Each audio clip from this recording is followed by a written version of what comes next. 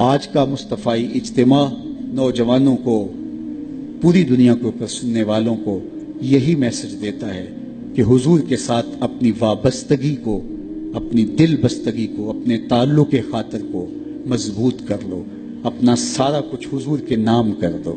ان سے وابستگی اور ان سے الفت کا ربط و رشتہ جب قائم کر لو گے تو پھر دنیا بھی بہتر اور آخرت بھی بہتر، ورنہ یہ دنیا بھی مشکلوں، اذیتوں اور تکلیفوں سے گزرے گی اور آخرت کا حساب ابھی باقی پڑا ہے۔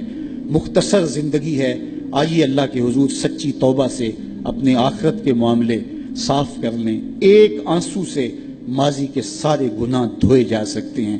ابھی سورج مغرب سے طلوع نہیں ہوا، ابھی توبہ کا دروازہ بند نہیں ہوا، اس کی رحمتوں کے در کھلے ہیں۔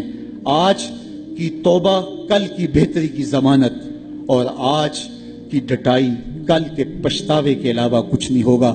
وقت پر کافی ہے ایک قطرہ بھی آب خوش ہنگام کا، جل گیا جب کھیت برسا می تو پھر کس کام کا۔ اور اگر ان سانسوں کے بدلے سجدہ ہو جائے، ان سانسوں کے بدلے قیام ہو جائے، رکوع و سجود ہوں، رسول کریم پہ درود پڑا جائے، کسی دکھی کے سر پہ ہاتھ رکھ دیا جائے تو یہ سانسیں کام آ گئی۔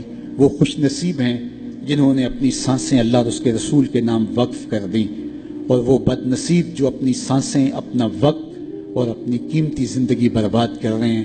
اب بھی وقت ہے، اب بھی موقع ہے، توبہ کا دروازہ کھلا ہے، سورج مغرب سے طلوع نہیں ہوا، در رحمت گشادہ ہے۔ آئیے میں اور آپ اللہ کے حضور سچی توبہ سے اس کی چوکھٹ پہ حاضری دیں اور اپنے گناہوں کی معافی مانگیں۔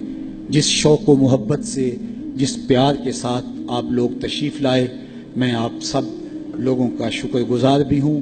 قافلوں کو ترتیب دینا، پھر ذمہ داری کے ساتھ یہاں تک لے کر کے آنا، یہ ایک کٹھن کام تھا، اور ادارۃ المصطفیٰ کے ذمہ داران نے پاکستان کے مختلف شہروں میں محنت کر کے قافلہ سازی اور پھر یہاں تک ان کے پہنچانے میں جو مشقتیں سہی، اللہ اس کا انہیں اجر عطا فرمائے۔ اور علماء، مشائخ، عالی مرتبت بزرگ جو لوگ تشریف لائے، میں سب کا شکر گزار ہوں، اور ادارۃ المصطفیٰ کے ان بچوں، ان کے والدین، ان کے اساتذہ اور جملہ معاونین کو مبارکباد پیش کرتا ہوں کہ یہ سند فراغت پا کے آج معاشرے کے اندر دین کی تبلیغ کے لیے اتر رہے ہیں۔ اللہ ان کی مدد کرے۔ ایک لونڈی تھی، وہ بادشاہ کے لیے پھولوں کی سیج لگایا کرتی تھی اور بادشاہ پھولوں کے اوپر سویا کرتا تھا۔ مدتیں بیت گئیں، جب سے ہوش سنبھالی یہی وظیفہ تھا، بادشاہ کے لیے پھولوں کی سیج بچا دی جاتی، بادشاہ کے اس پھولوں بھری سیج پہ استراحت کرتا۔ بوڑھی ہو گئی، ایک دن پھولوں کی سیج سجائی کہ دل میں ایسے خیال آ گیا کہ میں سیج تو سجا کے چلی جاتی ہوں اور بادشاہ آ کے لیٹ جاتا ہے، میں بھی تو دیکھوں کہ پھولوں پہ سونے کا لطف کیا ہے۔ تو وہ اپنی کمر سیدھی کرنے کے لیے پھولوں کی سیج پہ لیٹ گئی۔ سارے دن کی تھکی ہوئی تھی، آنکھ لگ گئی۔ بادشاہ وقت پہ اپنے کمرے میں داخل ہوا تو اس نے دیکھا کہ ایک لونڈی اس کی سیج پہ سوئی ہوئی ہے۔ بڑا غصہ آیا، بادشاہوں کی غیرت ہوتی ہے، اس غیرت کی وجہ سے اس نے جلاد کو بلایا، اسے اٹھاؤ، الٹا لٹکاؤ اور اتنا مارو کہ اس کی جان نکل جائے، باقی لونڈیوں غلاموں کو پتہ چل جائے کہ بادشاہوں کی سیج کتنی مقدس ہوتی ہے۔ اس لونڈی کو وہاں سے دبوچا گیا، الٹا لٹکا دیا گیا اور جلاد کوڑے مارنے لگا۔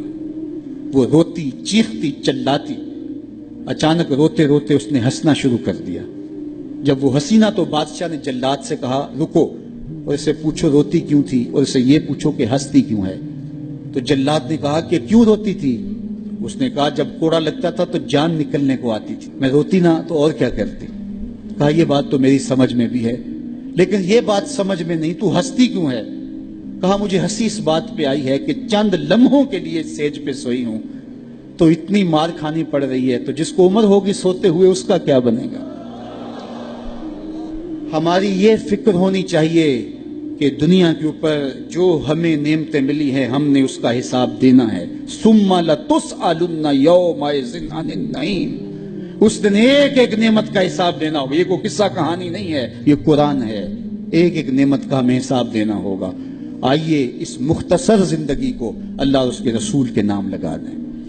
زندگی جو گزر گئی سو گزر گئی، آنے والا ایک ایک لمحہ یاد الہی میں بسر کرنے کا عزم کریں، ان کے ساتھ وابستہ ہو جائیں گے، رسول کریم کے دامن سے جڑ جائیں گے تو یہاں بھی خیر ہے، وہاں بھی خیر ہے، اور اگر ان کے دامن سے نہ جڑ پائے تو پھر سوائے رسوائی کے اور کچھ مقسوم اور کچھ مقدور نہیں ہے۔